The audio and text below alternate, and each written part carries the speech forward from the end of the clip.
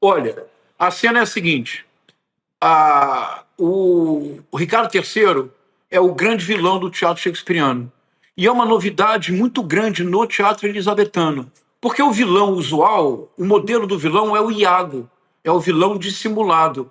É aquele que a todos engana e todos creem que ele é amigo, leal, sincero. Só se descobre a vilania do Iago no último ato. Em Ricardo III, Shakespeare ousou, Roberta, e a minha intuição é que ele antecipou o mundo que nós vivemos no século XXI.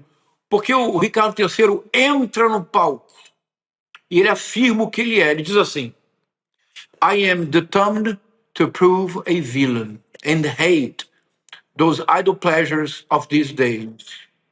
Olha só, Roberta, Chico, Rodrigo, o Ricardo III é o irmão mais novo da família que chegou ao poder depois do final da Guerra das Duas Rosas.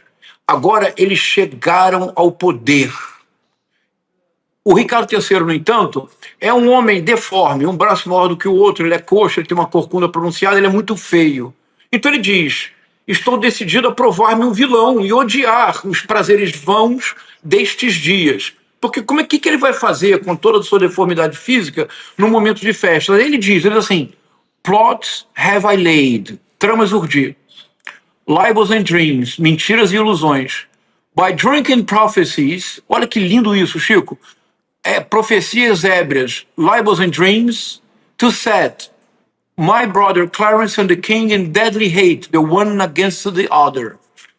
Se nós pensarmos, Roberta, Rodrigo, Chico, tramas urdir, teorias conspiratórias, mentiras e ilusões, fake news, ébrias profecias. Qual é a finalidade? O que ele pretende criando esse conjunto de narrativas mentirosas que cria uma ilusão? Ele pretende gerar ódio mortal entre o irmão dele, Clarence, e o rei. O rei também é irmão dele. Então ele anuncia ao vivo, direto, na primeira cena do primeiro ato, todas as vilanias que ele praticará. E, Roberta, ainda assim ele chega ao poder. Não existe disfarce, não há dissimulação, não há nada que não permita que o público saiba, desde o primeiro momento, quem é Ricardo III. Agora, Chico, eu pergunto, no século XXI, Donald Trump, Nayib Bukele, Javier Milei, Jair Messias Bolsonaro ocultam o que eles querem fazer? Disfarçam as suas intenções? Dissimulam os seus verdadeiros propósitos? Nós vivemos hoje na era de Ricardo III. Pois é, muito professor. bom. Muito bom, muito bom. Tem mais um trecho aqui, ó, que é do sociólogo Antônio Cândido, com o ensaio O Direito à Literatura. Vou ler aqui, ó. É verdade que a barbárie continuará até crescendo, mas não se vê mais o seu elogio, como se todos soubessem que ela é algo a ser ocultado e não proclamado. Sob este aspecto, os tribunais de Nuremberg foram um sinal de tempos novos, mostrando que já não é admissível a um general vitorioso mandar fazer inscrições dizendo que construiu uma pirâmide com as cabeças dos inimigos mortos. Fecha aspas, professor. Vamos lá, como é que eu vou associar as duas coisas? Por que é que nós voltamos à era do Ricardo III? Da vilania ostentação, do vilão que não tem vergonha de dizer os seus propósitos. Esse ensaio do Antônio Cândido, Roberta, é um dos ensaios mais importantes da cultura brasileira.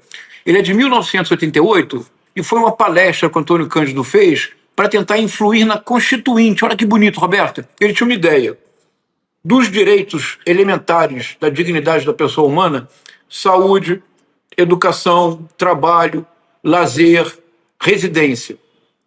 Haveria mais um direito que seria tão importante quanto esses, tão essencial quanto morar, se alimentar, se educar, ter saúde.